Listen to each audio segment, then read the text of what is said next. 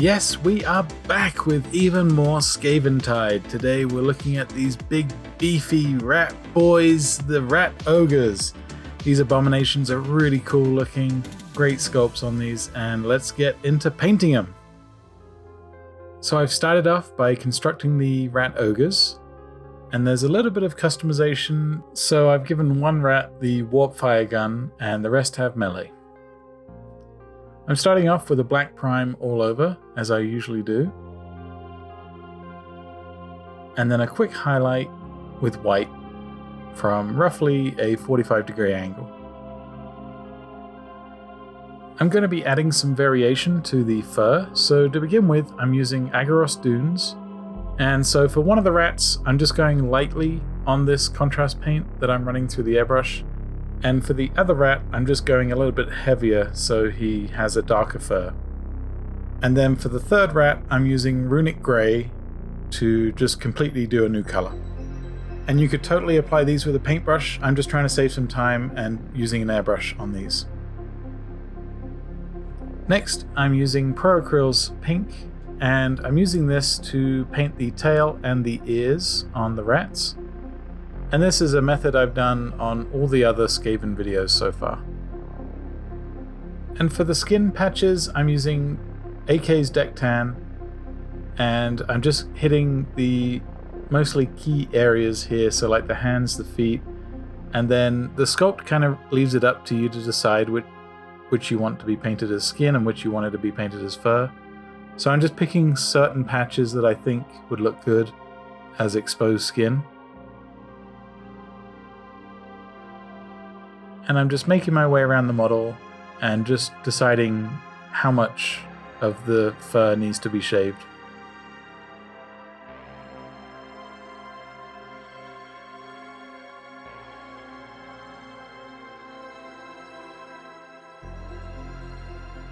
Here I'm using Baylor Brown, and I'm just giving the model just an overall quick dry brush just to brighten up some of those areas.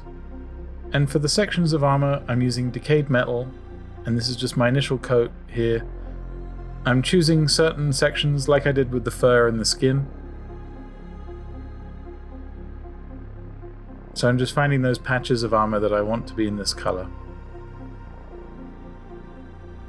And then for the remaining armored sections, I'm using Lead Belcher, and just applying this as a base coat on the weapons mainly, but also the chains that are hanging off of the back of the Rat Ogre as well. For the gun, I'm using Victorian brass, and just adding some highlights and accent color here to the main weapon. I'm using my usual shade of Carroburg Crimson for all of the areas of pink. And this just shades nicely and tones down the brightness of that pink. And then switching over to Agrax Earthshade for the Deck Tan areas. I'm hoping to add a touch of definition to these areas, because when you apply these base colors, they can come across as a little flat. Plus this shade helps redefine some of those score marks and details that are in the sculpt that may have been lost with the base coat.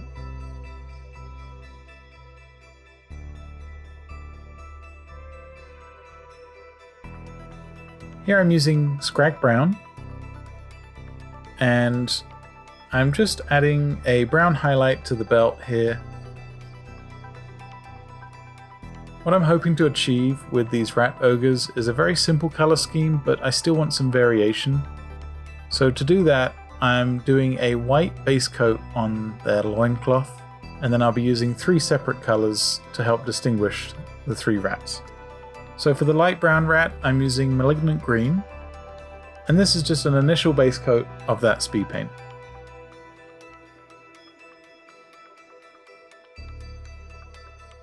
Because the Speedpaint is quite thin, I'm just going to shade it a small amount with Athonian Camoshade.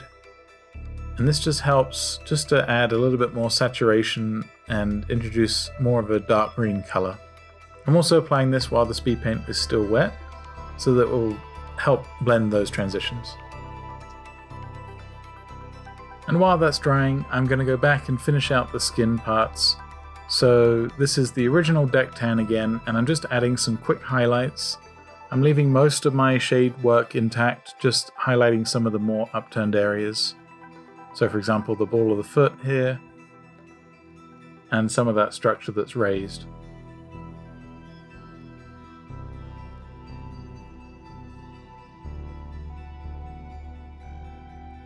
And then to add a level of grossness to these Rat Ogres, I'm going back in with that Carroburg Crimson and just highlighting some of those welts and boils and things, just to really make these rats kind of look disgusting.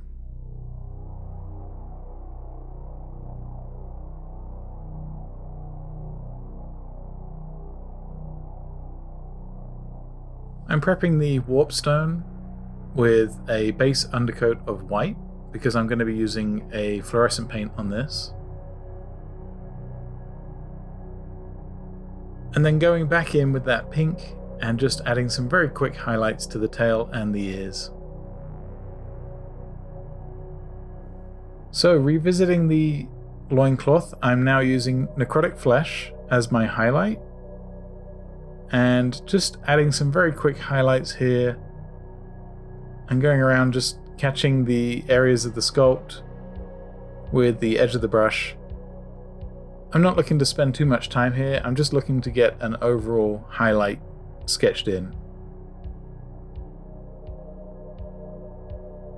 And then what I'm doing is I've gone back to that original Malignant green and just added another layer on top.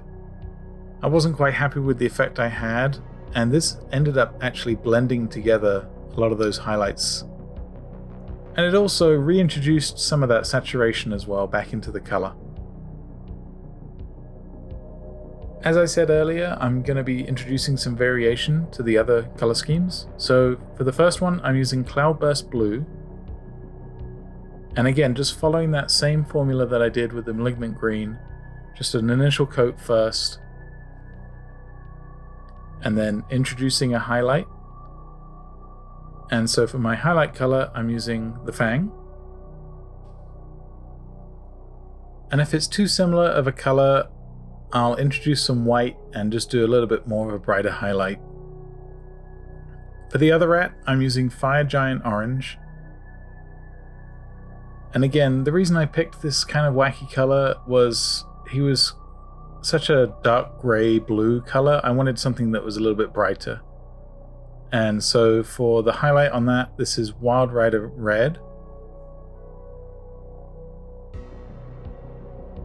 And then again, I'll mix in just a little bit of white and do an even brighter highlight on top of that.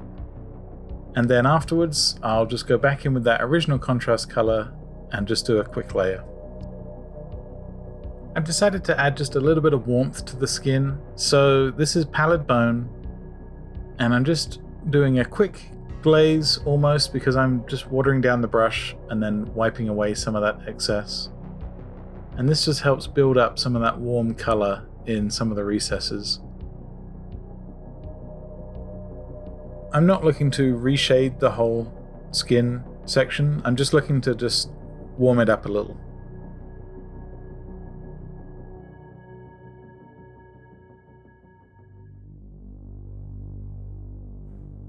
I'm going to finish out some of the details with Grim Black. And so I'm just going around and getting a lot of the tubes. Games Workshop loves to pack these miniatures with a ton of details, so I'm just making sure that I get everything. And with everything I'm working largest to smallest, so this is now some of the smaller details.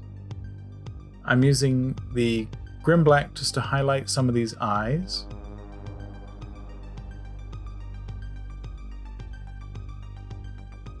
And now I'm switching over to the Tesseract Glow, and I'm finishing out the warp stones.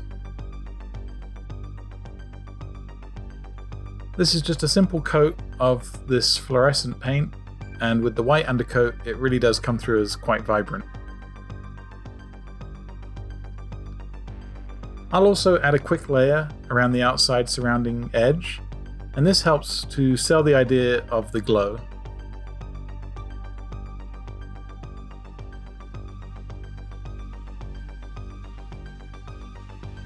I'm going to be breaking up these larger sections of metal here with a quick dry brush of the lead belcher. This just helps highlight some of those details that may have been lost with that single coat. And normally I would add a patina to this to match the other rats, but I really like the idea of just keeping these Rat Ogres to 3 or 4 basic colors each. So now to highlight the fur, I'm going to be using Iroko.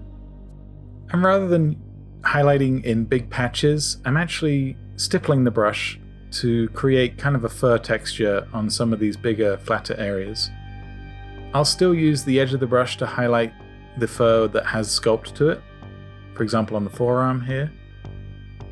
But by stippling the brush, it helps to add to the overall fur texture, and it kind of creates the illusion of depth as well.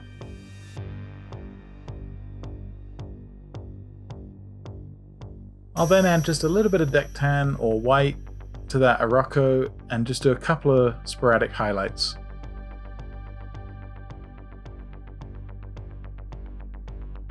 For the Rat Ogre with the darker brown fur, I'm going to be using a different set of browns. So this is Mournfang Brown as my initial highlight. And there's not too much difference. It is a little more red than the base tone. And then I'll mix in some of that Iroko and just add a few more highlights here. And for the Rat Ogre with the grey fur, I'm using Rust Grey. And again, that same stippling technique, just to help break up some of these bigger areas. And then a final highlight with some added white to this.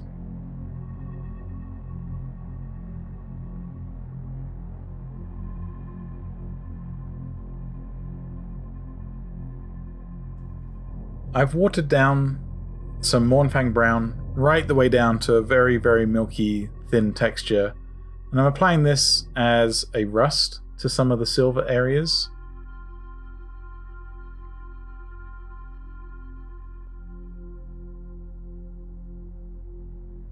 This also helps add some colour and some interest to some of those flatter grey areas.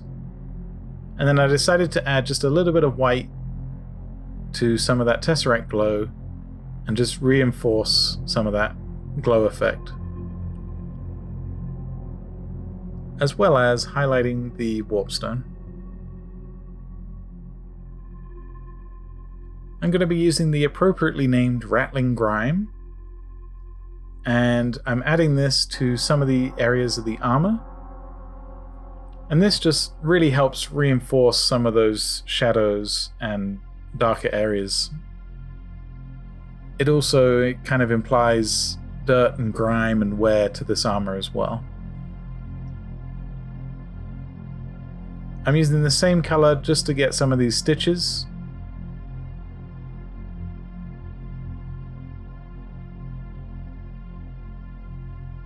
And then because these Rat Ogres are Frankenstein together from various other rats, I guess, I'm just adding a little bit of pink or Carroburg crimson into some of that deck tan and creating some variations in the flesh tones here. Finally, I'm using a speed metal and I'm just highlighting some of that original lead belcher. This really helps to add another layer of weathering.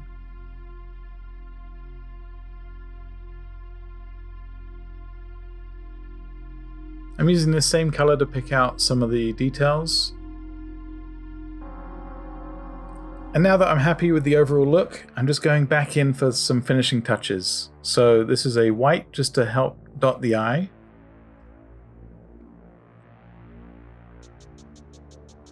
And then that Ratling Grime color for the nails.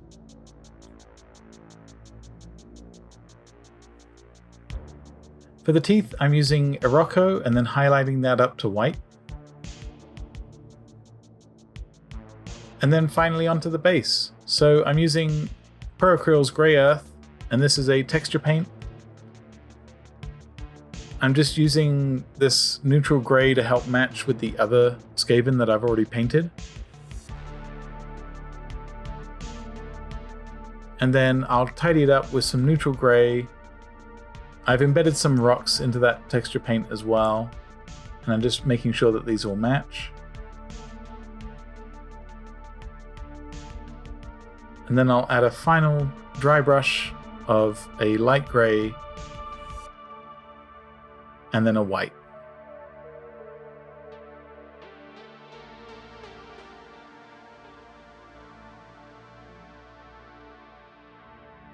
And I'll finish out each one of these with a painting of black on the rim of the base.